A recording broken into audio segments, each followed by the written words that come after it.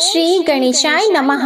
मैं हूँ वामिका और आप सभी का हमारे चैनल आध्यात्मिक सागर में बहुत बहुत स्वागत है। आप सभी का दिन शुभ हो, मंगलमय हो और भगवान गणपति जी की कृपा आप पर सदा बनी रहे।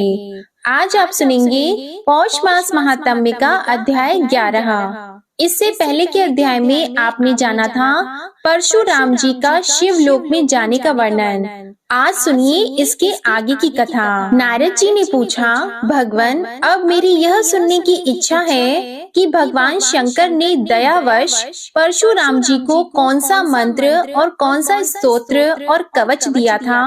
उस मंत्र के आराध्य देवता कौन है, कवच धारण करने का क्या फल है और स्तोत्र पाठ से किस फल की प्राप्ति होती है, वह सब आप बताइए। तब श्री नारायण बोले, नारद उस मंत्र के आराध्य देव गोलोकनाथ, गोप गोपीश्वर, सर्व समर्थ, परिपूर्णतम स्वयं भगवान श्री कृष्ण हैं। शंकर ने रत्न पर्वत के निकट स्वयं प्रभा नदी के तट पर पारिजात वन के मध्य स्थित आश्रम में लोकों के देवता माधव के समक्ष परशुराम को त्रैलोक्य विजय नामक परम अद्भुत कवच, विभूति योग से संभूत महान पुण्यमय स्तवराज नाम वाला स्तोत्र और संपूर्ण कामनाओं का फल प्रदान करने वाला मंत्र कल्पतरु नामक मंत्र प्रदान किया था। महादेव जी ने कहा, भृगुवंशी महाभाग वत्स, तुम प्रेम के कारण मुझे पुत्र से भी अधिक प्रिय हो, अतः आओ कवच ग्रहण करो।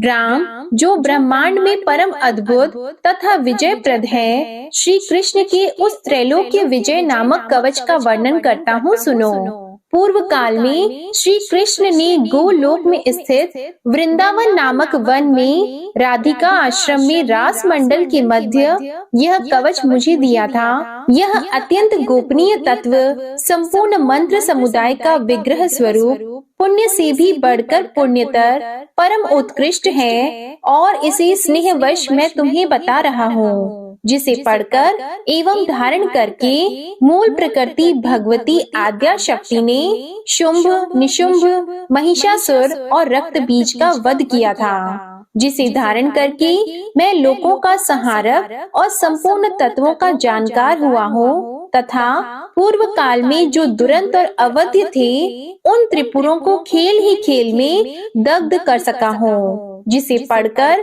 और धारण करके ब्रह्मा ने इस उत्तम सृष्टि की रचना की है, जिसे धारण करके भगवान शेष सारे विश्व को धारण करते हैं, जिसे धारण करके कूर्मराज शेष को लीला पूर्वक धारण किए रहते हैं, जिसे धारण करके स्वयं सर्वव्यापक भगवान वायु विश्व के आधार हैं, जिसे धारण करके वरुण सिद्ध और कुबेर धन के स्वामी हुए हैं, जिसे पढ़कर एवं धारण करके स्वयं इंद्र देवताओं के राजा बने हैं, जिसे धारण करके तेजो राशि स्वयं सूर्य भुवन में प्रकाशित होते हैं, जिसे पढ़कर एवं धारण करके चंद्रमा महान बल और पराक्रम के संपन्न हुए हैं, जिसे पढ़कर एवं धारण करके महर्षि अगस्त्य सातों समुद्रों को पी गए और उसके तेज से वातापी नामक दैत्य को पचा गए, जिसे पढ़कर एवं धारण करके पृथ्वी देवी सबको धारण करने में समर्थ हुई है, जिसे पढ़कर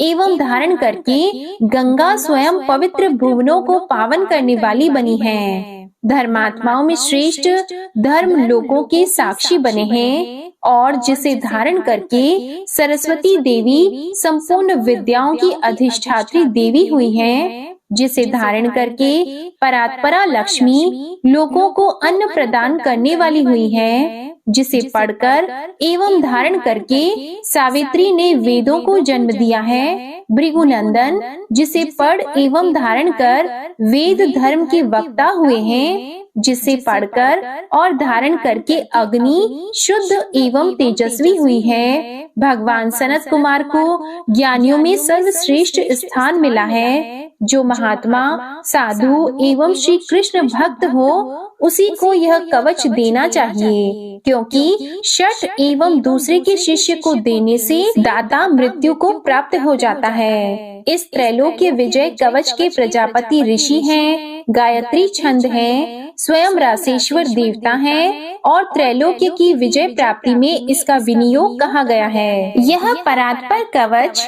तीनों लोकों में दुर्लभ है। ओम श्री कृष्णाय नमः सदा मेरे सिर की रक्षा करे। कृष्णाय स्वाहा यह पंचाक्षर सदा कपाल को सुरक्षित रखे।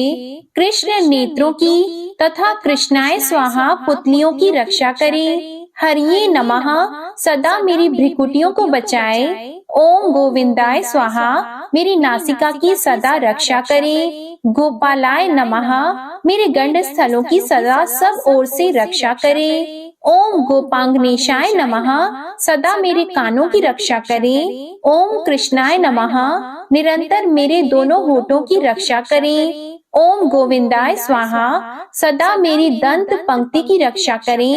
ओम कृष्णाय नमः दांतों के छिद्रों की तथा क्लीम दांतों के ऊर्ध्व भाग की रक्षा करे। ओम श्री कृष्णाय स्वाहा सदा मेरी जिह्वा की रक्षा करे। रासेश्वराय स्वाहा सदा मेरे तालु की रक्षा करे। राधिकेशाय स्वाहा सदा मेरे कंठ की रक्षा करे। गोपांगनेशाय नमः सदा मेरे वक्ष स्थल की रक्षा करे। ओम गोपेशाय स्वाहा सदा मेरे कंधों की रक्षा करे। नमः किशोर वेशाय स्वाहा सदा पृष्ठ भाग की रक्षा करे। मुकुंदाय नमः सदा मेरे उदर की तथा ओम ह्रीम क्लीम कृष्णाय स्वाहा सदा मेरे हाथ पैरों की रक्षा करे। ओम विष्णवे नमः सदा मेरी दोनों भुजाओं की रक्षा करे। ओम ह्रीम भगवते स्वाहा सदा मेरे नखों की रक्षा करे। ओम नमो नारायणाय सदा नख छिद्रों की रक्षा करे। ओम ह्रीम ह्रीम पद्मनाभाय नमः सदा मेरी नाभि की रक्षा करे। ओम सर्वेशाय स्वाहा सदा मेरे कंकाल की रक्षा करे। ओम गोपी रमणाय स्वाहा सदा मेरे नितंब की रक्षा करे। ओम गोपी रमण नाथाय स्वाहा सदा मेरे पैरों की रक्षा करे। ओम ह्रीम श्रीम रसिकेशाय स्वाहा सदा मेरे सर्वांगों की रक्षा करे। ओम केशवाय स्वाहा सदा मेरे केशों की रक्षा करे। नमः कृष्णाय स्वाहा सदा मेरे ब्रह्मांड की रक्षा करे। ओम माधवाय स्वाहा सदा मेरे रोमों की रक्षा करे। ओम ह्रीम श्रीम रसिकेशाय स्वाहा मेरे सर्वस्व की सदा रक्षा करे। परिपूर्णतम श्री कृष्ण पूर्व दिशा में सर्वदा मेरी रक्षा करे। स्वयं गोलोकनाथ अग्नि कोण में मेरी रक्षा करे। पूर्ण ब्रह्म स्वरूप दक्षिण दिशा में सदा मेरी रक्षा करे। श्री कृष्ण नेतृत्व कोण में मेरी रक्षा करे। श्री हरि पश्चिम दिशा में मेरी रक्षा करे। गोविंद वायव्य कोण में नित्य निरंतर मेरी रक्षा करे। रसिक शिरोमणि उत्तर दिशा में सदा मेरी रक्षा करे। वृंदावन विहार कृत सदा ईशान कोण में मेरी रक्षा करे। वृंदावनी के प्राणनाथ ऊर्ध्व भाग में मेरी रक्षा करे। महाबली बलिहारी माधव सदैव मेरी रक्षा करे।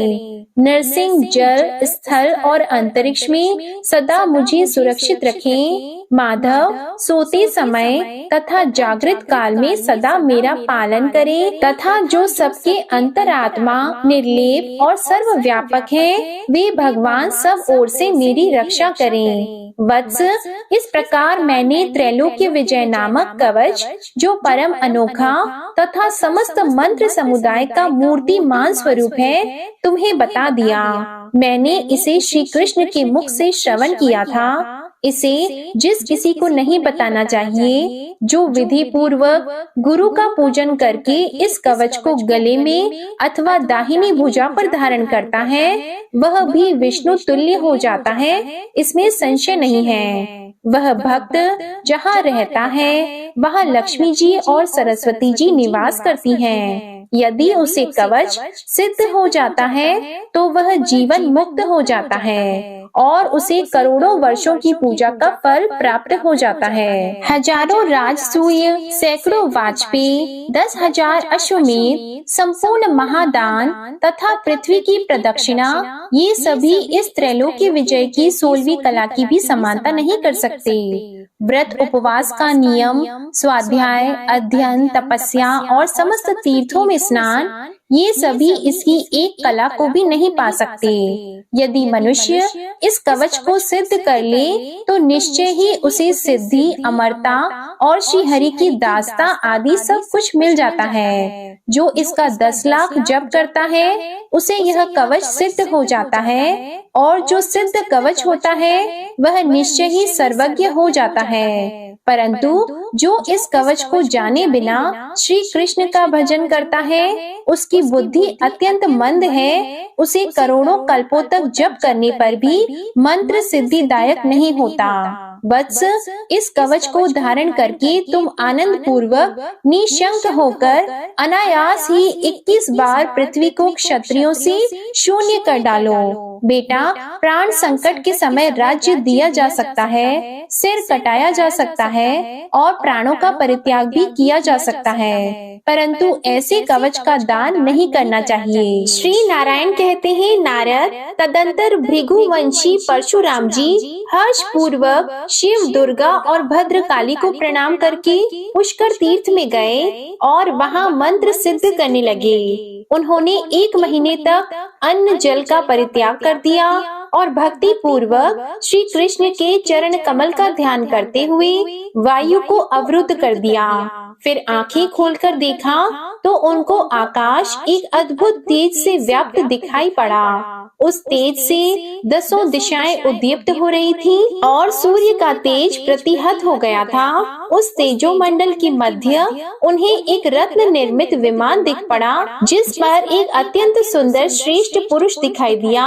वे भक्तों पर अनुग्रह करने वाले थे और उनका मुख मंद मुस्कान से खिल रहा था। परशुराम ने उन ईश्वर को दंड की भांति लेटकर सिर से प्रणाम किया और वर मांगा, भगवान, मैं 21 बार पृथ्वी को भूपालों से रहित कर दूं। आपके चरण कमलों में मेरी अनपायनी सुदृढ़ भक्ति हो और मैं निरंतर आपके पादारविंद का दास बना रहूं, यह वर मुझे प्रदान कीजिए। तब श्री कृष्ण उन्हें वह वर देकर वहीं अंतर्ध्यान हो गए और परशुराम उन परात्पर को नमस्कार करके अपने आश्रम को लौट आए। उस समय उनका दाहिना अंग फड़कने लगा, जो शुभ मंगलों का सूचक था। रात में उन्हें वांछा सिद्धि को प्रकट करने वाला उत्तम स्वप्न भी दिख पड़ा। इससे उनका मन रात दिन प्रसन्न और संतुष्ट रहने लगा।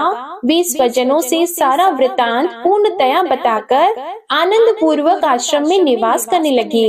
इसके बाद महाबली परशुराम ने अपने शिष्यों को, पिता के शिष्यों को, भाइयों को तथा बंधु बांधवों को बुला बुलाकर उनके साथ तरह तरह की सलाह की और उनसे अपना पूर्वापर का वृतांत कहकर शुभ मुहूर्त में वे उन्हीं के साथ विजय यात्रा के लिए निकल पड़े। उस समय परशुराम को मंगल शकुन दिखाई पड़ने लगे और जय की सूचना देने वाले शब्द भी सुनाई दिए। तब उन्होंने मन ही मन सबका विचार करके निश्चय कर लिया कि मेरी विजय होगी और शत्रुओं का संहार होगा। यात्रा के अवसर पर सहसा मुनि को अपने सामने मयूर की बोली, सिंह की गर्जना, घंटा और दुंदुभी की ध्वनि, संगीत, कल्याणकारी नवीन सांकेतिक शब्द और विजय सूचक बादलों की गड़गड़ाहट सुनाई पड़ी। उसी समय आकाशवाणी भी हुई कि तुम्हारी विजय होगी। इस तरह अनेक प्रकार के शुभ शब्दों को सुनते हुए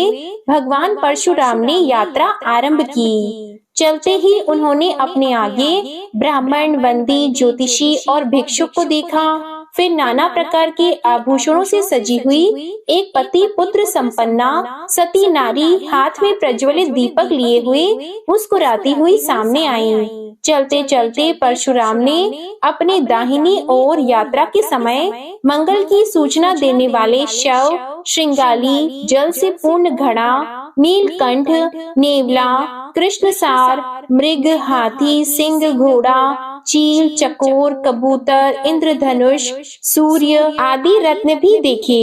इस प्रकार मांगलिक अवसर जानकर वे हर्ष पूर्वक आगे बढ़े और सूर्यास्त होते होते नर्मदा के तट पर पहुंच गए। वहां उन्हें एक अत्यंत मनोहर दिव्य अक्षय वट दिखाई दिया।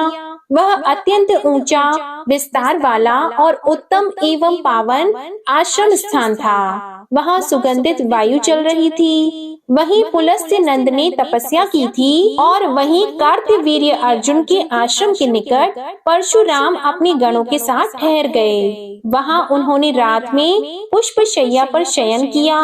थके तो वे थे ही, अतः किंकरों द्वारा भली भांति सेवा किए जाने पर परमानंद में निमग्न होकर निद्रा के वशीभूत हो गए। रात व्यतीत होते होते भार्गव परशुराम को एक सुंदर स्वप्न दिखाई दिया, जो वायु, पित्त और कफ के प्रकोप से रहित था और जिसका पहले मन में विचार भी नहीं किया गया था। उन्होंने देखा कि मैं हाथी, घोड़ा, पर्वत, अट्टालिका, गौ और फल युक्त वृक्ष पर चढ़ा हुआ हूँ। मुझे कीड़े काट रहे हैं, जिससे मैं रो रहा हूँ। मेरे शरीर में चंदन लगा है। मैं पीले वस्त्र से शोभित और पुष्पमाला धारण किए हूँ। मेरा सारा शरीर गंदगी से भरा है और उसमें गंदगी लगी हुई है। ऐसी दशा में मैं नौका पर सवार हूँ और उत्तम वीणा बजा रहा हूँ। फिर देखा कि मैं नदी तट पर बड़े बड़े कमल पत्रों पर रखकर दही, घी और मधु मिश्रित खीर खा रहा हूँ। पुनः देखा कि मैं पान चबा रहा हूँ। मेरे सामने फल, पुष्प और दीपक रखे हुए हैं तथा ब्राह्मण मुझे आशीर्वाद दे रहे हैं। फिर अपने को बारंबार पके हुए फल, दूध, शक्कर मिश्रित गर्मा गर्म अन्न, स्वस्तिक के आकार की बनी हुई मिठाई खाते हुए देखा। पुनः उन्होंने देखा कि मुझे जल जंतु, बिच्छू, मछली और सांप काट रहे हैं और मैं भयभीत होकर भाग रहा हूँ। फिर देखा कि मैं चंद्रमा और सूर्य का मंडल, पति और पुत्र से संपन्न नारी और मुस्कुराते हुए ब्राह्मण को देख रहा हूँ। इसके बाद फिर उन्होंने देखा कि मैं एक ऐसी ब्राह्मणी को देख रहा हूँ जो पीला वस्त्र धारण किए हुए है, रत्नों के आभूषणों से विभूषित है और घर में प्रवेश कर रही है। इसके बाद परशुराम जी ने स्वप्न में जौ और गेहूं के आटे की पूड़ी और लड्डू देखा और उन्हें बारंबार खाया। फिर अकस्मात अपने को शस्त्र से घायल और जंजीर से बंधा हुआ देखकर उनकी नींद टूट गई और वे प्रातःकाल श्री हरि का स्मरण करते हुए उठ बैठे।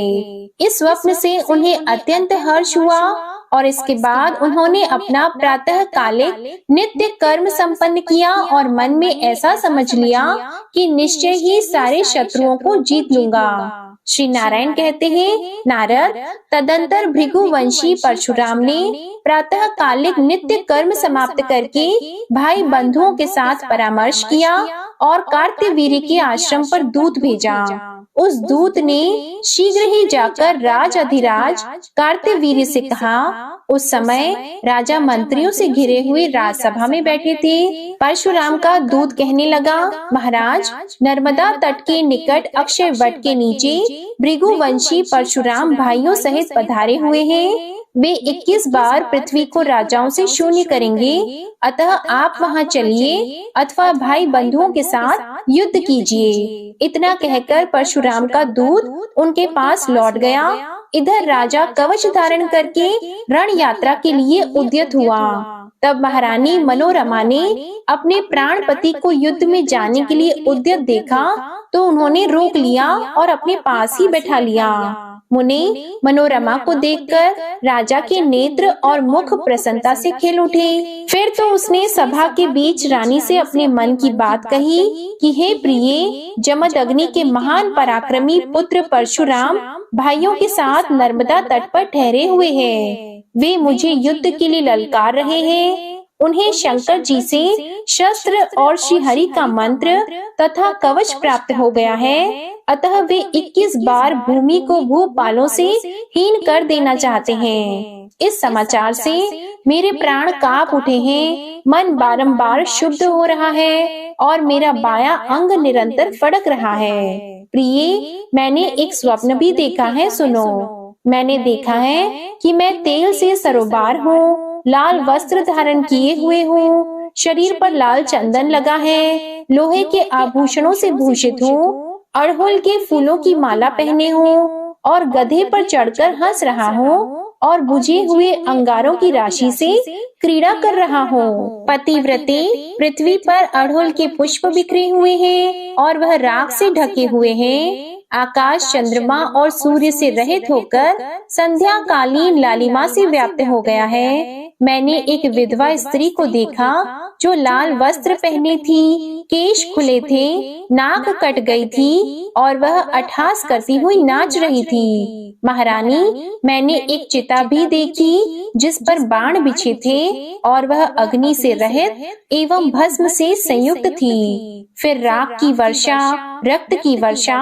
और अंगारों की वर्षा होते हुए देखा। पृथ्वी पके हुए ताड़ के फलों से ढकी हुई और हड्डियों से संयुक्त थी। फिर खोपड़ियों की ढेरी दिख पड़ी जो कटे हुए बालों और नखों से युक्त थी। फिर रात के समय नमक का पहाड़, कौड़ियों की ढेरी और धूल तथा तेल की कंदरा भी दिखाई दी। यह बताओ कि इसका क्या उपाय है। राजा की बात सुनकर मनोरमा का हृदय दुखी हो गया। वह रोती हुई राजाधिराज कार्तवीर्य से गदगद वाणी में बोली। मनोरमा ने कहा, हे नाथ, आप रमण करने वालों में उत्तम, समस्त महीपालों में श्रेष्ठ और मुझे प्राणों से भी अधिक प्रिय हैं। प्राणेश्वर, मेरा शुभ कारक वचन सुनिए। जमद अग्नि नंदन महाबली भगवान परशुराम नारायण के अंश हैं। ये सृष्टि का संहार करने वाले जगदीश्वर शिव के शिष्य हैं, जिनकी ऐसी प्रतिज्ञा है कि मैं 21 बार पृथ्वी को भूपालों से शून्य कर दूंगा। उनके साथ आप युद्ध मत कीजिए। पापी रावण को जीतकर जो आप अपने को शूरवीर मानते हैं, यह आपका भ्रम है, क्योंकि उसे आपने नहीं जीता है, बल्कि वह अपने पाप से पराजित हुआ है। क्योंकि जो धर्म की रक्षा नहीं करता, उसका भूतल पर कौन रक्षक हो सकता है। वह मूर्ख स्वयं नष्ट हो जाता है और वह जीते हुए भी मृतक के समान ही है। राजन, मालूम होता है दत्तात्रेय जी ने जो ज्ञान दिया था वह सब आप भूल गए। यदि है तो फिर आपका मन ब्राह्मण की हत्या करने में कैसे प्रवृत्त हुआ। आप तो मनोविनोद के लिए शिकार खेलने गए थे। वहाँ ब्राह्मण के आश्रम में ठहरकर आपने अपूर्व मिष्ठान का भोजन किया और व्यर्थ ही ब्राह्मण को मार डाला। जो गुरु, ब्राह्मण और देवता का अपमान करता है, उसके इष्ट देव उस पर रुष्ट हो जाते हैं और विपत्ति उसे आ घेरती है। अतः राजेंद्र, आप दत्तात्रेय जी के चरण कमलों का स्मरण कीजिए, क्योंकि गुरु भक्ति सबके संपूर्ण विघ्नों का विनाश करने वाली होती है। अब आप गुरुदेव की भली भांति अर्चना करके उन भृगुनंदन की शरण ग्रहण कीजिए। परम बुद्धिमान राजा कार्तवीर ने मनोरमा की बात सुनकर उसे समझाया और पुनः रानी को उत्तर दिया। कार्तवीर्य अर्जुन ने कहा, कांते, तुमने जो कुछ कहा है वह सब मैंने सुन लिया। अब मैं जो कुछ कहता हूँ उसे श्रवण करो। शोक पीड़ित लोगों के वचन सभाओं में प्रशंसनीय नहीं माने जाते। सुंदरी, कर्म भोग के योग्य काल आने पर सुख, दुख, भय, शोक, कलह और प्रेम ये सभी होते रहते हैं, क्योंकि काल राज्य देता है। काल मृत्यु और पुनर्जन्म का कारण होता है। काल संसार की सृष्टि करता है, काल ही पुनः उसका संहार करता है और काल ही पालन भी करता है। काल भगवान जनार्दन का स्वरूप है, परंतु श्री कृष्ण उस काल के भी काल और विधाता के भी ब्रह्मा हैं। महाबली भगवान परशुराम नारायण के अंश हैं। यदि उन्होंने ऐसी प्रतिज्ञा कर ली है कि मैं 21 बार पृथ्वी को राजाओं से शून्य कर दूंगा, तो उनकी वह प्रतिज्ञा कभी विफल नहीं हो सकती। सुव्रते, साथ ही मैं यह निश्चित रूप से जानता हूँ कि मैं उनका वध्य हूँ। तब भला भविष्य की सारी बातें जानकर भी मैं उनकी शरण में कैसे जा सकता हूँ, क्योंकि प्रतिष्ठित पुरुषों की अपकीर्ति मृत्यु से भी बढ़कर दुखदायिनी होती है। इतना कहकर सम्राट कार्तवीर्य ने समर भूमि में जाने के लिए उद्यत होकर बाजा बजवाया और मांगलिक कार्य संपन्न करवाए। वह असंख्य राजाओं को, 3 लाख राज अधिराजों को, महान बल पराक्रम से संपन्न 100 अक्षौहिणी सेनाओं को तथा असंख्य घोड़े, हाथी पैदल सिपाही और रथों को साथ लेकर रण यात्रा के लिए तैयार हुआ। उसे कवच और बाण सहित अक्षय धनुष धारण करके यात्रा के लिए सब उत्सुक देखकर साध्वी मनोरमा स्तब्ध हो गई। इसके बाद जो कुछ भी हुआ इसका वर्णन आप अगले अध्याय में सुनेंगे। अब आपको सुनाते हैं भगवान श्री कृष्ण और उनके भक्त की एक सच्ची कथा। एक समय की बात है, एक पंडित जी थे। वे प्रतिदिन घर घर जाकर भगवत गीता का पाठ किया करते थे। एक दिन उन्हें एक चोर ने पकड़ लिया और कहा कि तुम्हारे पास जो कुछ भी है वह सब निकालकर मुझे दे दो। तब पंडित जी बोले कि पुत्र, मेरे पास तो कुछ भी नहीं है। तुम एक काम करना, मैं यहीं पास के घर में जाकर भगवत गीता का पाठ करता हूँ। वे यजमान बड़े ही दानी लोग हैं। जब मैं कथा सुना रहा हूँगा तब उनके घर में जाकर तुम चोरी कर लेना। अब चोर को यह बात पसंद आ गई कि बहुत सारा धन मिलेगा। यह सोचकर चोर मान गया। अब जब अगले दिन पंडित जी कथा सुना रहे थे तब वह चोर भी वहां आकर बैठ गया। तब पंडित जी ने कथा सुनाना आरंभ किया। पंडित जी बोले कि यहाँ से मीलों दूर एक गांव है वृंदावन। वहां पर एक लड़का आता है जिसका नाम है कान्हा। वह हीरो और जवाहरातों से लदा रहता है। अगर कोई लूटना चाहता है तो उसको लूटो। वह हर रोज रात को उस पीपल के पेड़ के नीचे आता है जिसके पास बहुत सी झाड़ियां हैं। बस चोर ने यह सुना और खुशी खुशी वहां से चला गया। अब वह चोर अपने घर गया और अपनी पत्नी से बोलने लगा कि आज मैं एक कान्हा नाम के बच्चे को लूटने जा रहा हूँ, तो मुझे रास्ते में खाने के लिए कुछ बांध कर दे दो। यह सुनकर पत्नी ने कुछ सत्तू उसको बांध कर दिए और चोर वहां से संकल्प लेकर चला गया कि आज तो मैं उस कान्हा को लूट कर ही आऊंगा। और वह पैदल ही टूटी हुई चप्पलों से निकल पड़ा। रास्ते में कान्हा कान्हा का नाम लेते हुए वह अगले दिन शाम को वहां पहुंच गया, जो जगह उन पंडित जी ने उसे बताई थी। अब वहां पहुंचकर उसने सोचा कि अगर मैं यहीं सामने खड़ा हो गया तो बच्चा तो मुझे देखकर ही भाग जाएगा, तो मेरा यहाँ आना तो बेकार हो गया। इसलिए उसने सोचा कि क्यों ना पास वाली झाड़ियों में छिप जाऊं। अब वह जैसे ही झाड़ियों में घुसा, झाड़ियों के कांटे उसे चुभने लगे। उस समय उसके मुंह से एक ही आवाज आई, कान्हा कान्हा। उसके शरीर लहूलुहान हो गया, पर मुंह से सिर्फ यही शब्द निकल रहा था, कान्हा आ जाओ, कान्हा आ जाओ। हे प्रिय भक्तों, उसे यह पता नहीं था कि कान्हा भगवान का नाम है। वह तो बस यही सोचकर नाम ले रहा था कि आज यह लड़का मुझे मिलेगा और आज मैं इससे धन लूटकर अपनी गरीबी को दूर कर लूंगा। लेकिन उसके भाव में इतनी सच्चाई थी कि अपने भक्त की ऐसी दशा देखकर भगवान कान्हा जी चल पड़े। ठाकुर जी बच्चे का रूप बनाकर आधी रात को वहां पहुंचे। वह जैसे ही पेड़ के पास पहुंचे तो चोर एकदम से बाहर आ गया और उसने उन्हें पकड़ लिया। ओ कान्हा, तूने मुझे बहुत दुखी किया। अब यह चाकू देख रहा है। अब चुपचाप अपने सारे गहने मुझे दे दो। तब कान्हा जी हंसते हुए उसे सब कुछ दे देते हैं। चोर हंसी खुशी अगले दिन अपने गांव में पहुंचा और सबसे पहले उसी जगह पर गया जहां पर पंडित जी कथा सुना रहे थे। जो भी गहने वह चोरी करके लाया था उनका आधा हिस्सा उसने पंडित जी के चरणों में रख दिया। जब पंडित जी ने यह पूछा कि यह क्या है, तब उसने कहा कि आपने मुझे उस कान्हा का पता दिया था, अब मैं उसको लूट के आया हूँ और यह रहा आपका हिस्सा। पंडित जी ने यह सुना तो उन्हें यकीन ही नहीं हुआ। पंडित जी बोले कि मैं तो इतने सालों से पंडिताई का काम कर रहा हूँ, वह मुझे आज तक नहीं मिले। तुझ जैसे पापी को कान्हा कहाँ से मिल सकते हैं। चोर के बार बार कहने पर भी पंडित जी बोले कि चल मैं भी चलता हूँ तेरे साथ और वहां पर मुझे भी दिखाना कि कान्हा कैसा दिखता है। वह दोनों चल दिए। चोर ने पंडित जी को कहा कि आओ मेरे साथ, यहाँ पर छुप जाओ। दोनों का शरीर लहूलुहान हो गया। झाड़ियों में कांटे बहुत थे और वहां पर छुपकर दोनों के शरीर में कांटे लग गए, जिससे कि उनका पूरा शरीर लहूलुहान हो गया और मुंह से बस एक ही आवाज निकली, कान्हा कान्हा कान्हा आ जाओ। ठीक आधी रात को कान्हा जी बच्चे के रूप में फिर से वहां आए। दोनों झाड़ियों से बाहर निकल आए।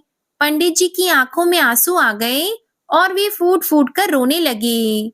रोते रोते चोर के चरणों में गिर पड़े और बोले कि हम जिसे आज तक देखने के लिए तरसते रहे, जो आज तक लोगों को लूटता आया है, तुमने उसे ही लूट लिया। तुम धन्य हो, आज तुम्हारी वजह से मुझे भी कान्हा के दर्शन हो गए। तुम धन्य हो। सच्चे भक्तों के लिए कान्हा जी का प्यार बड़ा ही सच्चा है। सच्चे दिल से अगर पुकारते हैं तो वे दौड़े दौड़े चले आते हैं।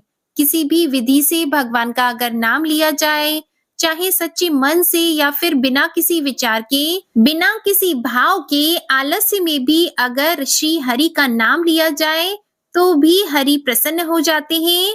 बस हमारा मन सच्चा होना चाहिए। जय श्री कृष्णा, जय श्री हरि। अब सुनिए श्रीमद् भगवद गीता का महात्म्य 11। महादेव जी कहते हैं, प्रिय, गीता के वर्णन से संबंध रखने वाली कथा और विश्व रूप अध्याय के पावन महात्म्य को श्रवण करो। हे विशाल नेत्रों वाली पार्वती, इस अध्याय के महात्म्य का पूरा पूरा वर्णन नहीं किया जा सकता।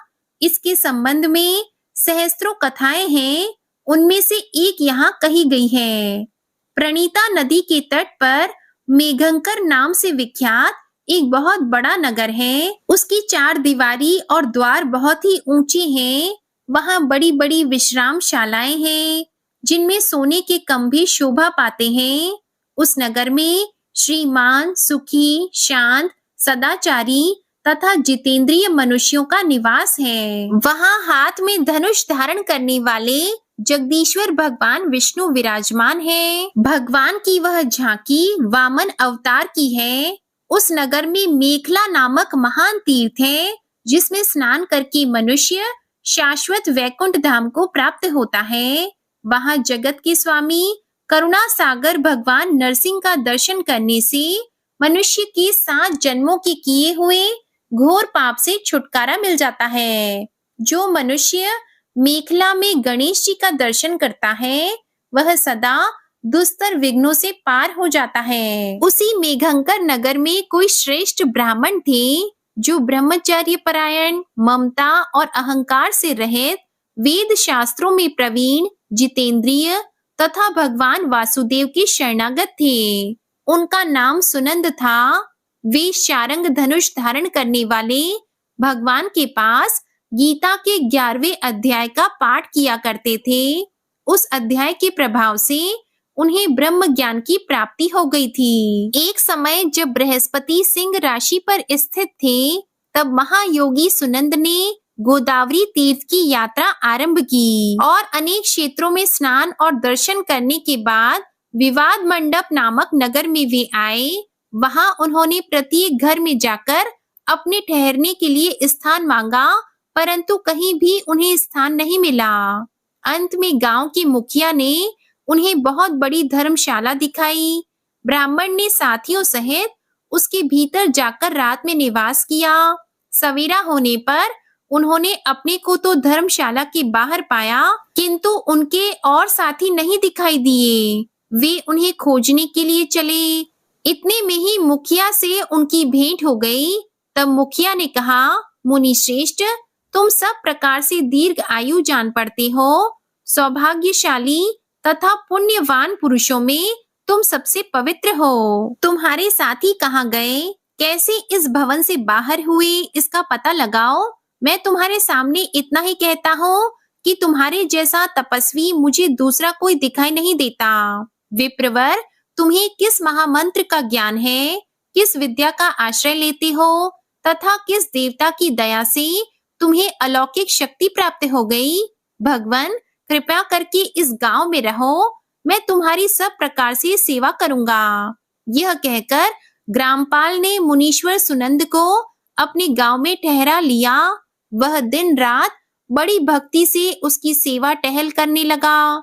जब 7-8 दिन बीत गए, तब वह एक दिन प्रातः काल आकर बड़ा ही दुखी होकर महात्मा के सामने रोने लगा और बोला, हाय, आज रात में राक्षस ने मुझ भाग्यहीन के बेटे को चबा लिया है। मेरा पुत्र बड़ा ही गुणवान और भक्तिमान था। ग्रामपाल के इस प्रकार कहने पर योगी सुनंद ने पूछा, कहाँ है वह राक्षस और किस प्रकार उसने तुम्हारे पुत्र का भक्षण किया है? तब ग्रामपाल बोला, ब्राह्मण, इस नगर में एक बड़ा भयंकर नरभक्षी राक्षस रहता है। वह प्रतिदिन आकर इस नगर में मनुष्यों को खा लिया करता था।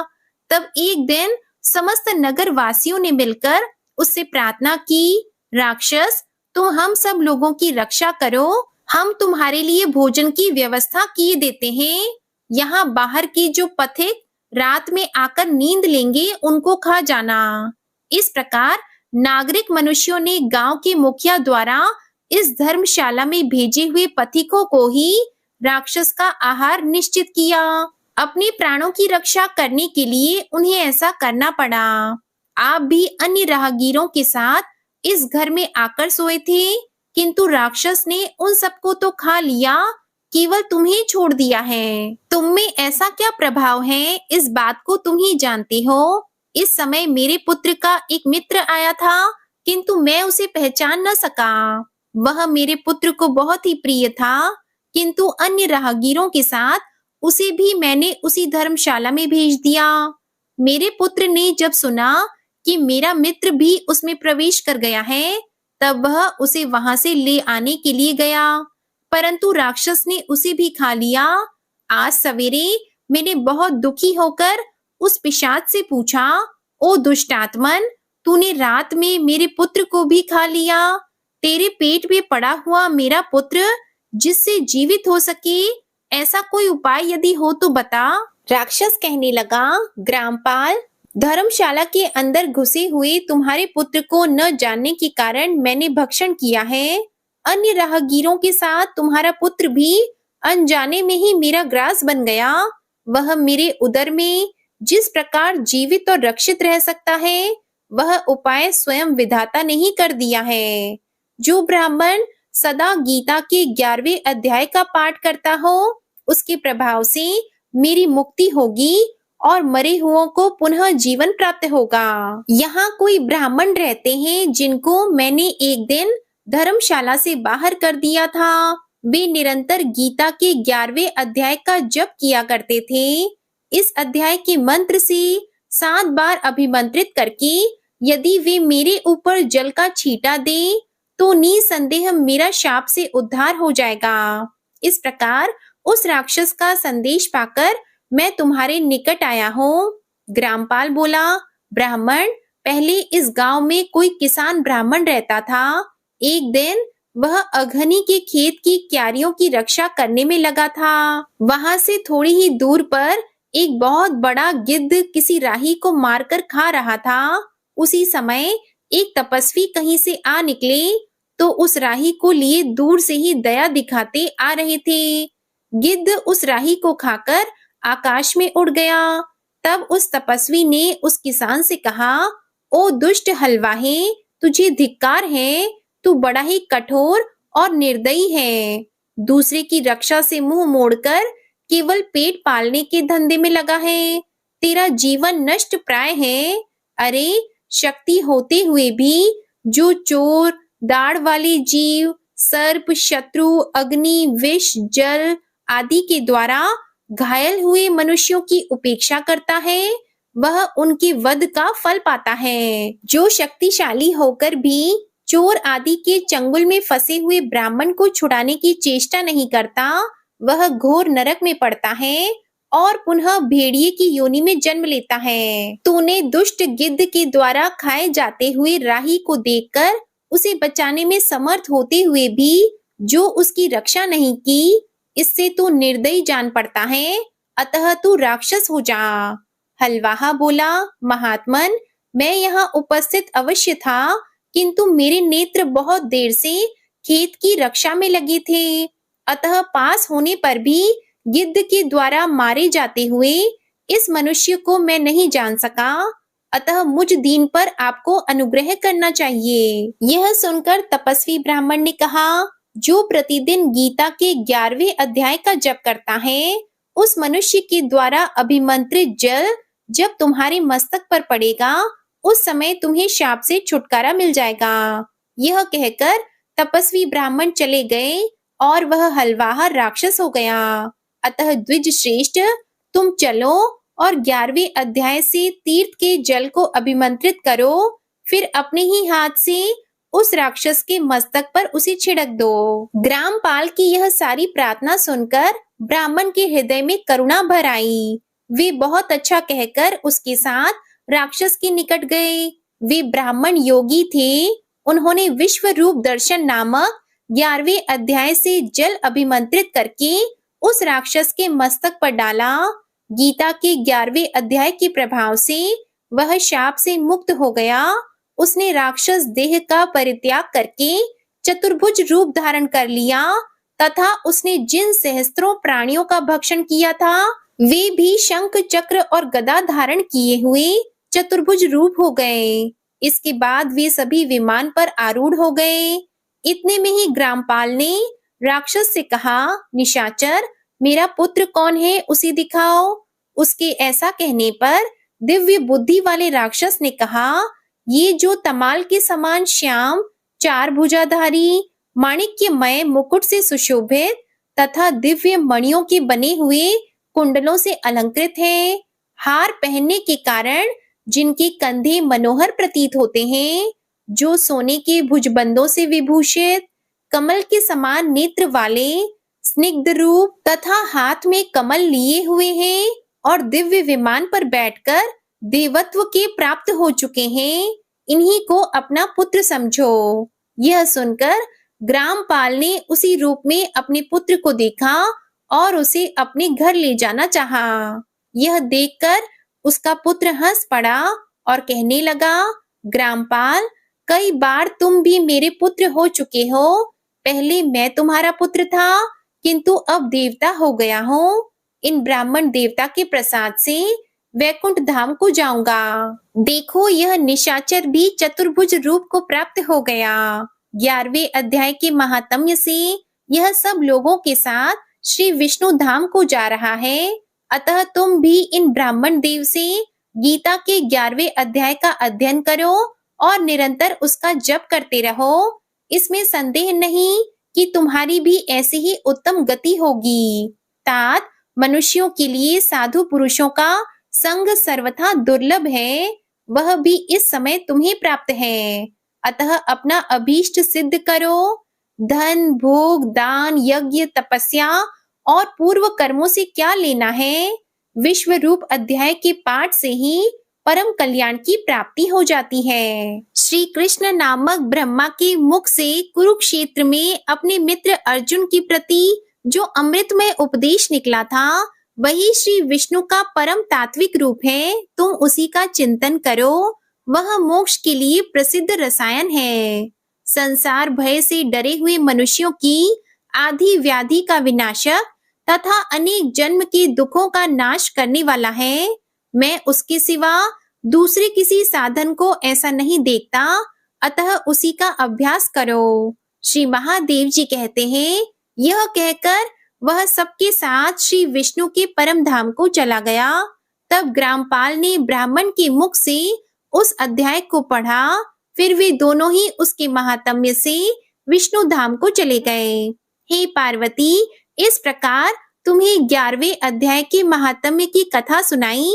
इसके श्रवण मात्र से महान पापों का नाश हो जाता है। प्रिय श्रोताओं, आइए अब गजेंद्र मोक्ष स्तोत्र का पाठ करते हैं।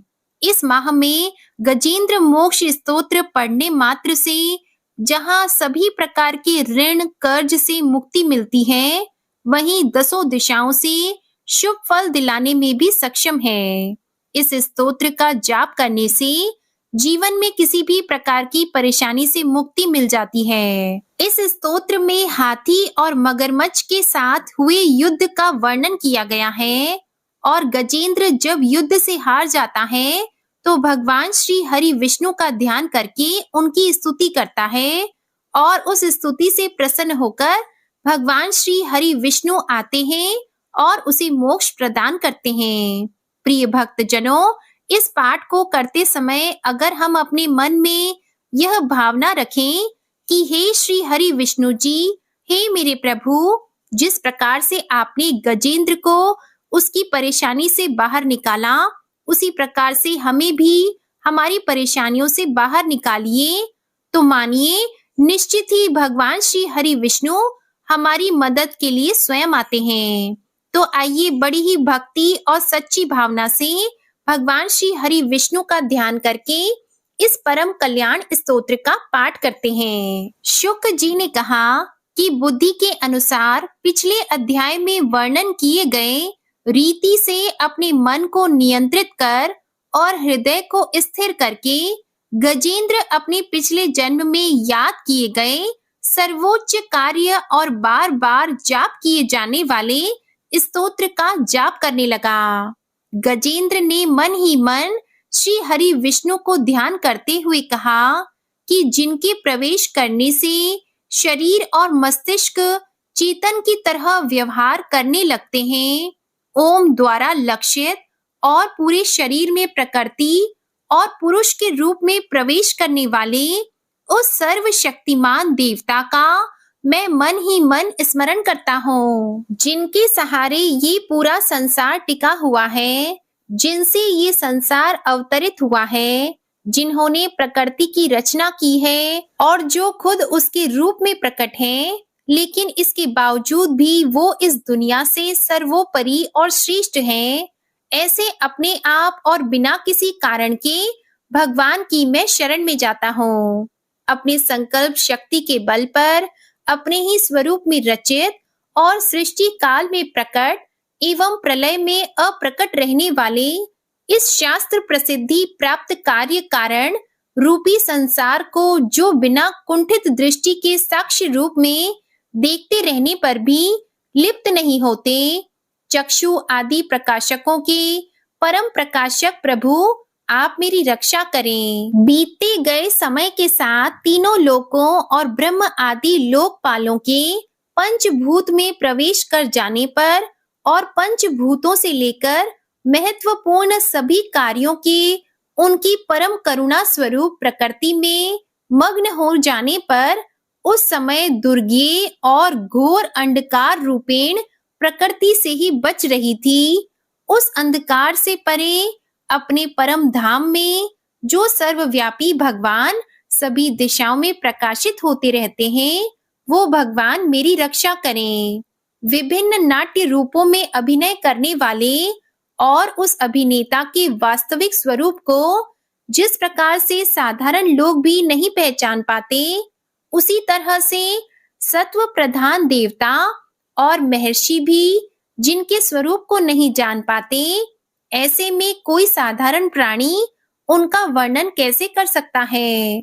ऐसे दुर्गम चरित्र वाले भगवान मेरी रक्षा करें। अनेकों शक्ति से मुक्त सभी प्राणियों को आत्म बुद्धि प्रदान करने वाले, सबके बिना कारण हित और अतिशय साधु स्वभाव ऋषि मुनि जन, जिनके परम स्वरूप को देखने की इच्छा के साथ वन में रहकर अखंड ब्रह्मचार्य तमाम अलौकिक व्रतों को नियमों के अनुसार पालन करते हैं, ऐसे प्रभु ही मेरी गति है।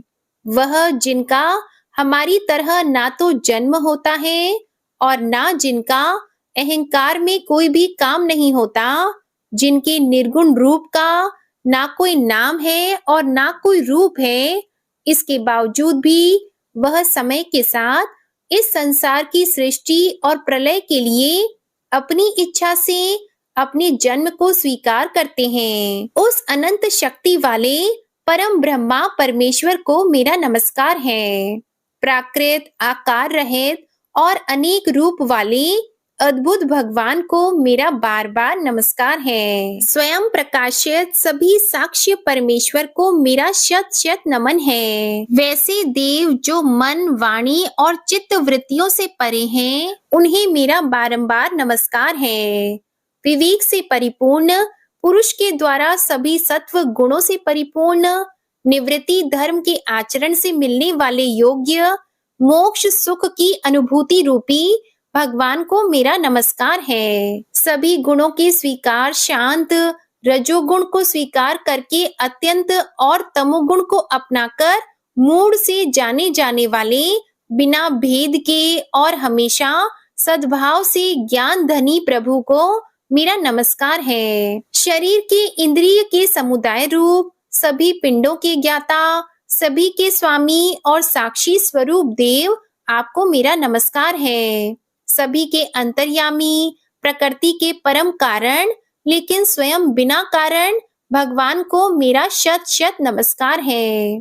सभी इंद्रियों और सभी विषयों के जानकार सभी प्रतीतियों के कारण रूप संपूर्ण जड़ प्रपंच और सबकी मूलभूता अविद्या के द्वारा सूचित होने वाले और सभी विषयों में अविद्या रूप से भासने वाले भगवान को मेरा नमस्कार है। सबके कारण लेकिन स्वयं बिना कारण होने पर भी बिना किसी परिणाम के होने की वजह से अन्य कारणों से भी विलक्षण कारण आपको मेरा बार बार नमस्कार है।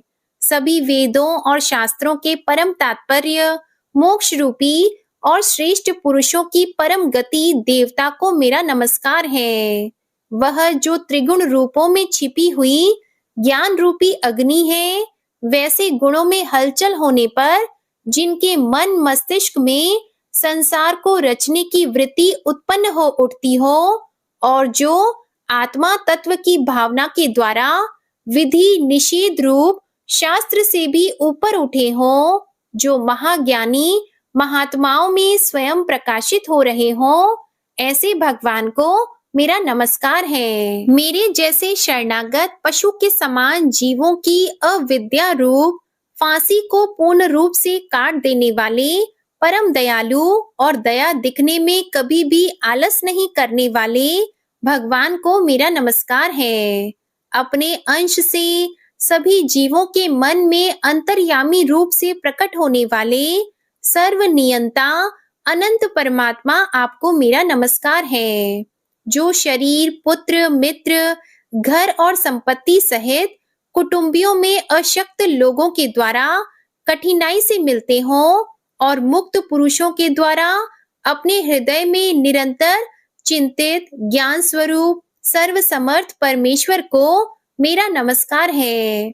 वह जिन्हें धर्म अभिलषित भोग धन और मोक्ष की कामना से मनन करके लोग अपनी मनचाही इच्छा पूर्ण कर लेते हैं अपितु जिन्हें विभिन्न प्रकार के अयाचित भोग और अविनाशी पार्षद शरीर भी देते हैं वैसे अत्यंत दयालु प्रभु मुझे इस प्रकार के विपदा से हमेशा के लिए बाहर निकालें। वह जिनके एक से अधिक भक्त हैं जो मुख्य रूप से एकमात्र उसी भगवान की शरण में हैं जो धर्म अर्थ आदि किसी भी पदार्थ की अभिलाषा नहीं रखते हैं जो केवल उन्हीं के परम मंगलमय एवं अत्यंत विलक्षण चरित्र का गुणगान करते हुए उनके आनंदमय समुद्र में गोती लगाते रहते हैं उन अविनाशी सर्वव्यापी सर्वमान्य ब्रह्म आदि के भी नियामक अभक्तों के लिए भी हमेशा प्रकट होने वाले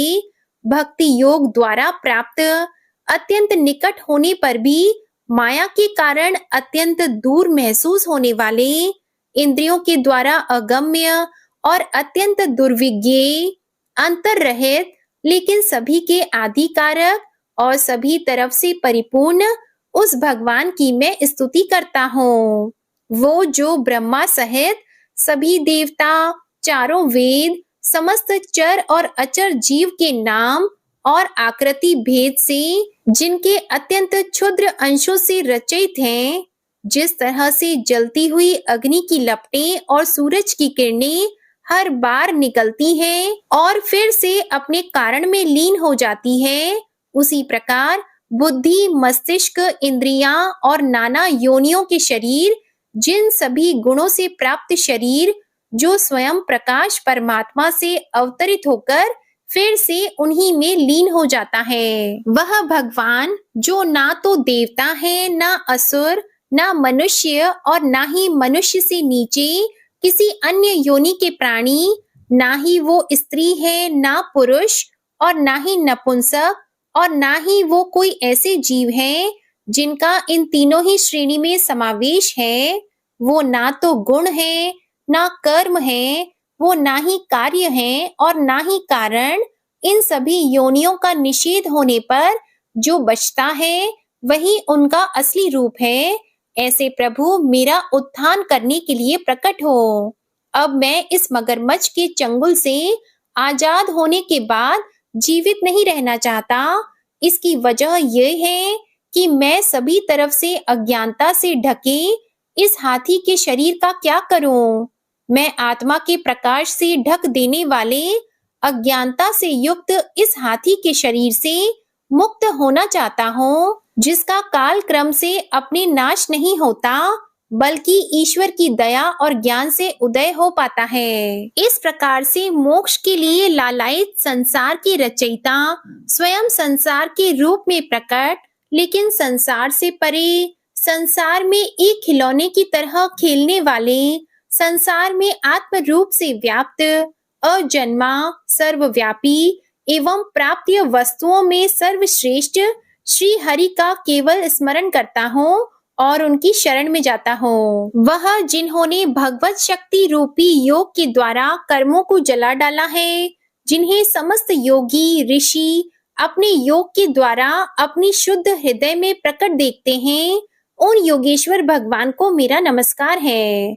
वह जिनके तिगुणे शक्तियों का राग, रूप, वेग और असहाय है, जो सभी इंद्रियों के विषय रूप में मौजूद हैं, वह जिनकी इंद्रियां समस्त विषयों में ही बसी रहती हैं, ऐसे लोग जिनको मार्ग मिलना भी असंभव नहीं है, वैसे शरणागत एवं अपार शक्तिशाली वाले भगवान आपको मेरा नमस्कार है। वह जिनकी अविद्या नाम के शक्ति के कार्य रूप से ढके हुए हैं, वह जिनके रूप को जीव समझ नहीं पाते, ऐसे अपार महिमा वाले भगवान की मैं शरण लेता हूँ। श्री शुकदेव जी कहते हैं कि वह जिसने पूर्व प्रकार से भगवान के भेद रहित सभी निराकार रूप का वर्णन किया था, उस गजराज के करीब जब ब्रह्मा जी साथ में अन्य कोई देवता नहीं आए, जो अपने विभिन्न प्रकार के विशेष विग्रह को ही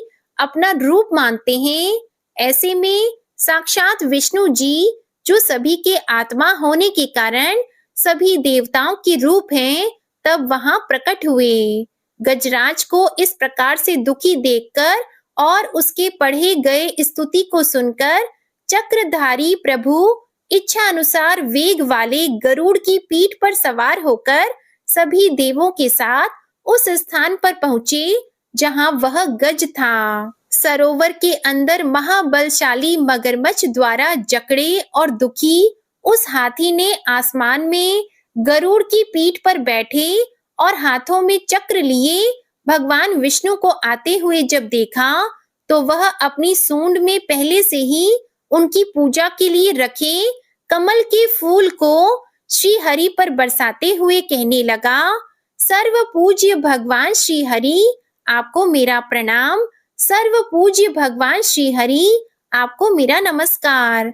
लाचार हाथी को देखकर श्री हरि विष्णु गरुड़ से नीचे उतरकर सरोवर में उतर आए और बेहद दुखी होकर ग्राह सहित उस गज को तुरंत ही सरोवर से बाहर निकाल आए और देखते ही देखते अपने चक्र से मगरमच्छ के गर्दन को काट दिए और हाथी को उस पीड़ा से बाहर निकाल लिया।